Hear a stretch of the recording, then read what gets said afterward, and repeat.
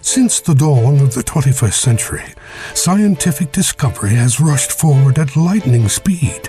Genetics, physics, computerized technology, robotics, virtual reality. Join Derek and Sharon Gilbert as they uncover the truths behind this ultimate scientific deception. Welcome to SciFriday. From Albuquerque, New Mexico, it's time for Welcome to SciFriday. I'm Derek Gilbert. I am Sharon Gilbert, and we are here with part two of the interview with Dr. Stephen Collins here at the Ziggurat, the Marriott Ziggurat, the Marriott Pyramid Hotel in Albuquerque, New Mexico. Beautiful hotel. It is. A wonderful setting for the International Symposium on Archaeology and the Bible. And it really is. It really was a blessing, and we thank you for your support because you made it possible for us to afford to make this trip. Yes, you did. And that it really is why we're here and why we're reporting from here, to bring back some of the information that we're allowed to share. Some of this is still embargoed, but to hear from scholars like, the husband and wife team, Doctors Eric and Carol Myers. Yes, I love them. Dr. James Hoffmeyer. I know. Sorry. We sat behind the Myers couple, and they are my age and older. And they have been in the field for decades. Yes. Discovering all sorts of stuff. In fact, almost every speaker said something to them. Oh yes, you guys were there first. You had already done this. You know, you had already discovered this. The Myers couple, brilliant, nice people. Everybody here was so nice. So we have been honored to be part of this amazing gathering. It's really something when you attend a conference and just about every single speaker on the itinerary has a Wikipedia entry because they're that prominent in their field. A long Wikipedia entry. Yes. And often cited in others. Yes, very much so. Dr. Stephen Ortiz, Neil Bierling, of course our friend Dr. Scott Stripling, Dr. Stephen Collins, who you'll hear more from him in just a little bit. A friend of our Doug, you mentioned Dr. Brian Janeway last week, and he is a friend, it turns out, of our friend Doug Petrovich. Yes, he is. Very nice man. He's also a pilot. Yes. In fact, they weren't sure he was going to be able to make it because he's finishing his training to become a captain of a 777. Oh. Yeah. Maybe he'll, pilot our flight over to Israel next year. Who knows? Wouldn't that be nice? One of the really fascinating discussions we had was with Dr. Collins. And I just want to go a little bit into the background before we bring you that interview. We've been fascinated with dolmens, these megalithic funerary monuments that are found all over the earth. Yes. And I've talked about it in some of my presentations. Right. Your presentation on the 23rd Psalm and the Valley of the Shadow of Death, and speculating that perhaps this was the area near el-Hammam, or ancient Sodom, where there is a cluster of dolmens around the base of the ruined city. And the fact that these dolmens, which comes from a Brittonic word, a Celtic word that means table, when you apply that to the 23rd Psalm and recognize that these dolmens are funerary monuments for the cult of the dead, then suddenly the 23rd Psalm takes on a whole new meaning. And sweetheart, when you gave that presentation in Murfreesboro, Tennessee, and you pointed out that dolmens look like giant stone tables that are related to the cult of the dead, and then you pointed out that passage in the 23rd Psalm where the Lord prepares a table for me in the presence of mine enemies, 300 people just went, "Ah!" at the same time. And that was why we wanted to ask Dr. Collins about dolmens. Yes, and he was surprised we did. Yeah. It's an aspect of his research at el-Hammam, ancient Sodom, that most just kind of gloss over, because obviously we're fascinated with the physical evidence, the scientific corroboration of the theory that that is the site, the city that was destroyed by a blast from the sky. But the dolmens are a fascinating part of this story that I don't think can be left out. No, not only the dolmens, but also the temple area itself, which we did not get into much in this week's conversation. But after Derek and I stopped filming, then we talked about it. And the reason it didn't go on film is because some of this, he admits, is speculative. Right. And I don't know that he necessarily plans on publishing it, but I'm going to research it. Yeah. We noticed in his book, Discovering the City of Sodom, just a reference to the fact that it's estimated about 1,500 dolmens at one time stood at the base of the city.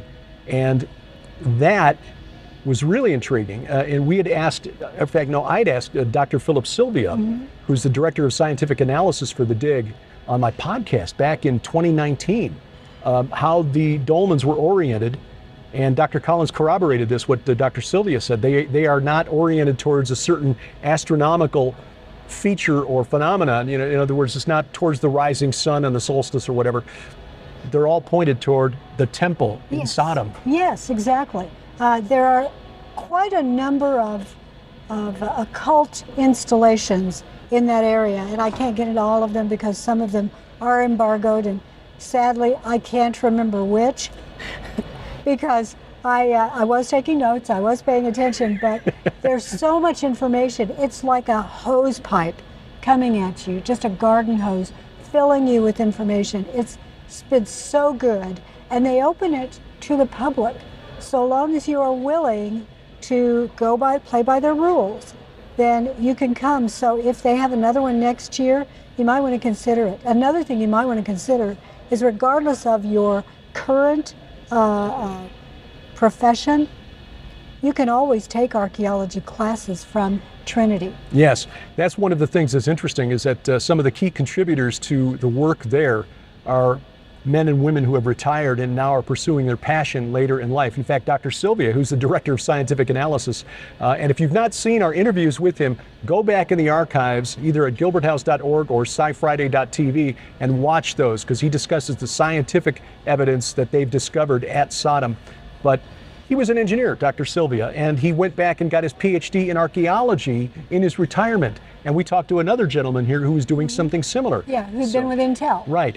But again, if you just want to volunteer and get hands-on, I know that they take volunteers. They're going back next January and are looking for volunteers. You can go to digsodom.com for more information on that. I will say that you may not be able to get into the 2020 crew because you had to have all your paperwork in. Oh, that's true. That's true. A date that is already passed by the time you're watching this. That's correct. So plan on going in 2024 if you're interested in volunteering for a dig. Yes, you pay your own way, but you pay for classes. You pay for tuition for a course at a college. This is a college level course on the ground with a trowel and a brush in your hand. Hands-on experience in one of the most exciting locations in biblical history.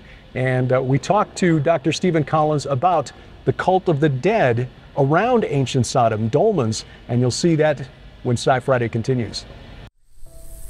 Imagine a wave of terror attacks across our country, unexpected, shocking, deadly, and provoked by a single email. The government responds with lockdowns and lockups of anyone with unapproved ideas, and they add in mandatory vaccines. That's the premise behind my novel, The God Conspiracy. And your response to our special offer in the month of August was so overwhelming, and we are grateful for that we've decided to extend it. The God Conspiracy plus the theology behind the novel. 12 hours of our video teachings taken from presentations we've recorded over the last 5 years. 12 hours of video in all on 4 DVDs, all together, a $120 value. We're offering it to you during the month of September for just $35 plus shipping and handling. It's a compelling story that I hope you appreciate, but more than that, the video teachings on the long supernatural war in which we all play a part, from Eden to Armageddon.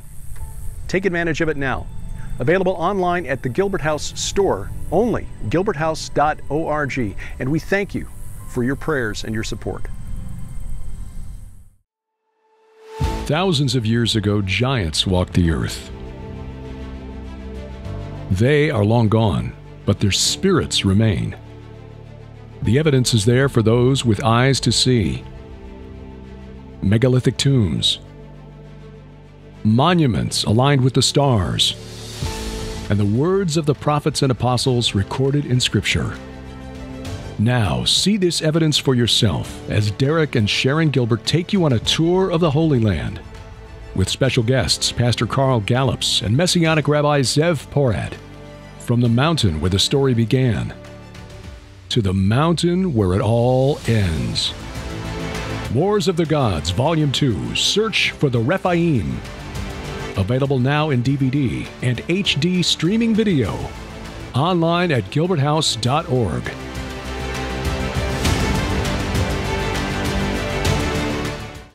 Welcome back to SciFriday. I'm Derek Gilbert. I'm Sharon Gilbert. We don't want to delay anymore. You need to see this interview, so here's part 2 with Dr. Stephen Collins.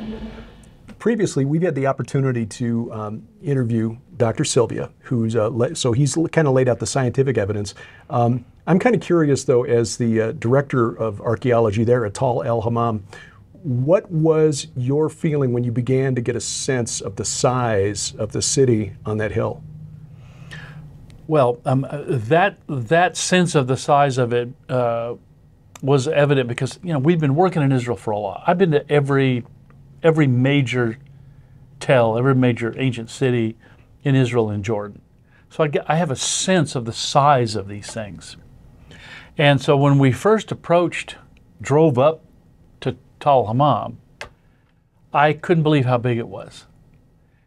And I understood why a lot of people missed it, because it doesn't look like your average tell. It looks like just part of the landscape, and you don't realize that this hill is so big, but it's artificially built up over time. Looks too big to be an artificial man-made construction. Yeah, and so, in fact, when I first saw it, I didn't even realize at that point I was only looking at the upper city. When we began to excavate and began to explore out and follow the fortifications of the lower city, in fact, one day we were excavating all the way out at the far west tower of the Middle Bronze fortifications. And when you look back to the upper city from there, it's like you're in the next county. It's so far away. We're still in the city, but look how far the upper city is from the lower city. And I've had that same view from Hatzor, standing on the northern fortifications, looking back toward the upper city, and it's the same kind of experience. The thing is huge. And so we got a sense that, wow, this thing is amazing. In fact, the great city of Ebla, during the Intermediate Bronze Age, particularly the early and Intermediate Bronze Age, up in Syria, is always known sort of in the Intermediate Bronze Age, sort of the Queen of the North. It's a big city.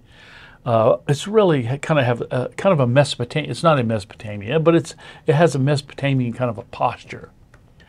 And it was interesting to note, we're 72% the size of Ebla.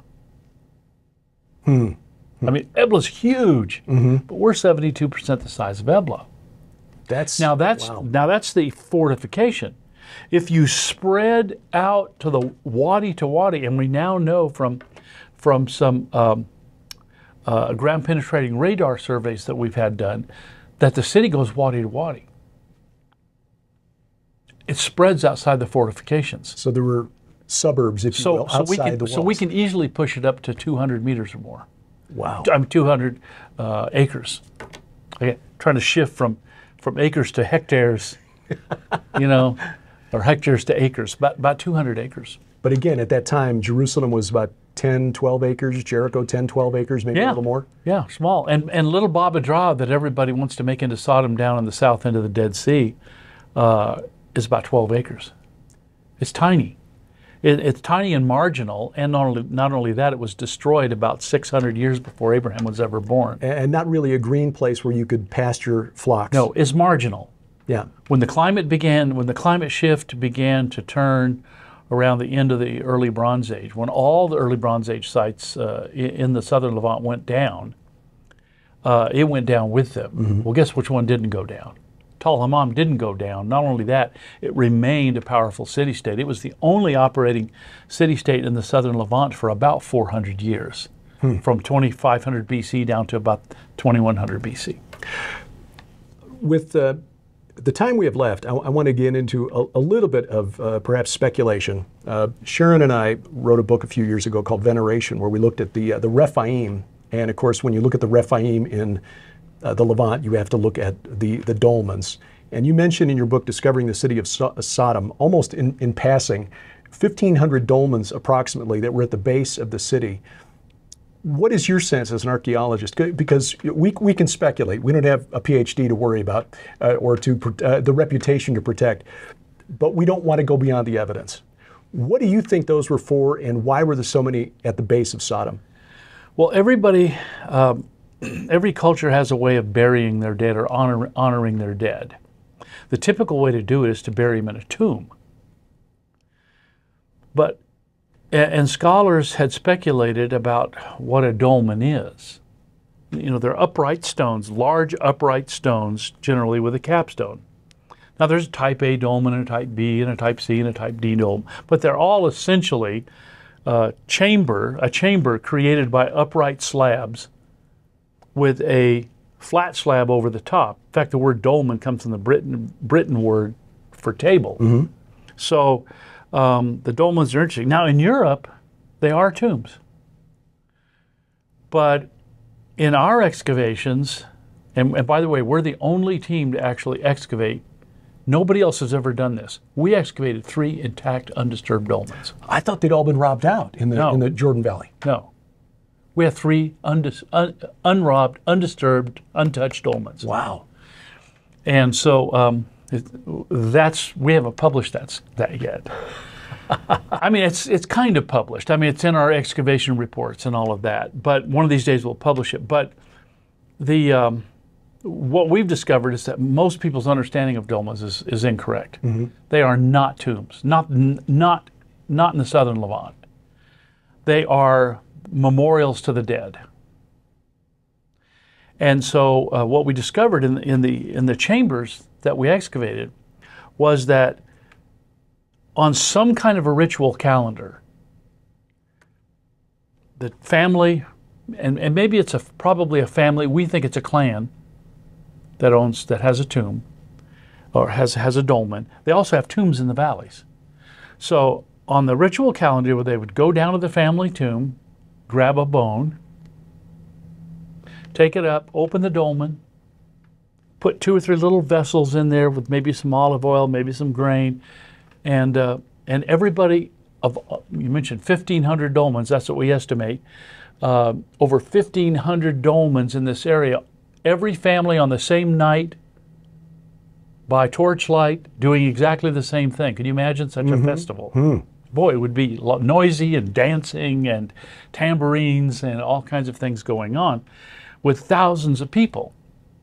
And they would ceremonially open their dolmen, put these offerings in, ceremonially close the dolmen, and dance and drink all night or whatever they wanted to do. But we found something really stunning. Everybody always used to think that the dolmens were beginning to be built in the late Chalcolithic period around 4000 BC, and then on into the early bronze, very popular in the early bronze 1 period, and then continuing on down and maybe dying out sometime around the end of the early bronze period. That's what everybody always assumed. But nobody had ever excavated an intact dolmen. Well, in all 3 of our intact dolmens, guess what we found? Middle Bronze Age deposits. So right in the time of Abraham. Goes all the way up to the time of Abraham. Yeah. So that just it kind of blew our minds, because we didn't see that coming. And in fact, we had 2 dolmens in which we found very specific complete Middle Bronze Age vessels. In the other one, in the big dolmen, and it was really on the large scale, it had about 32 intact vessels in it and a whole lot of broken vessels, because you can imagine if you open and close this vessel ceremonially, eventually this dolmen, eventually it's going to get so full of vessels. What do you do? Well, it was obvious what they did. They did this. They pushed them to the back. They just pushed everything like this and made room for what the next thing is. And we actually found a large stone receptacle, with kind of rectangular down the hill, in which there was all kinds of junk from the dolmens thrown in. So it's kind of like, if you have to empty your dolmen and start all over because there's too much stuff in it, take it down and throw it in that, and keep the space for next year. But Gary and I were in the lab, and I don't know why, but we had taken out a box of the contents of this large dolmen.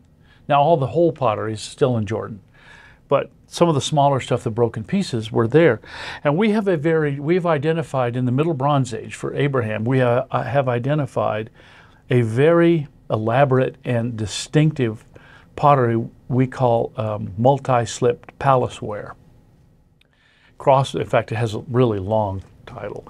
You know, multi-slipped cross-wiped palaceware. And it's nobody has ever seen anything like it. No, we've passed this around to so many archaeologists who know the Middle Bronze material. Nobody's ever seen anything like it. It's so unique to Sodom. It's unique. It seems unique to Tal el-Hammam. And so it's very easy to recognize it. And we're just looking at this box of pottery, of bags of stuff that came from the dolmen, broken stuff that came from the dolmen. And in one of the bags, we opened it up and go, whoa. This is palaceware. This is Middle Bronze palaceware. It's in the dolmen chamber. So now whether that was a whole vessel at one point or whether they just took a broken piece as a gesture and took it up and deposited it. But now every chamber that we looked at has a connection to the Middle Bronze Age. Wow. Now to me, that's really exciting. Ethnographically or anthropologically, it's really exciting because here you have, we can track the religious concept or idea of use of a dolmen, continuous, same people, same family, same ethnic group, probably same language, same religion, over about 2,500 years. Non-stop. From the beginning of the Chalcolithic, around 4000 BC, down to its destruction. Yeah. That's... Well, at the end of the Chalcolithic. So, so around from 4000 BC down to about 1700 BC, you have this... The religion is the same. That is astonishing. Yeah, I mean, it really is. Because the scale of time, I mean, that's like from Nebuchadnezzar destroying the temple to us having this conversation. No, exactly right. Wow.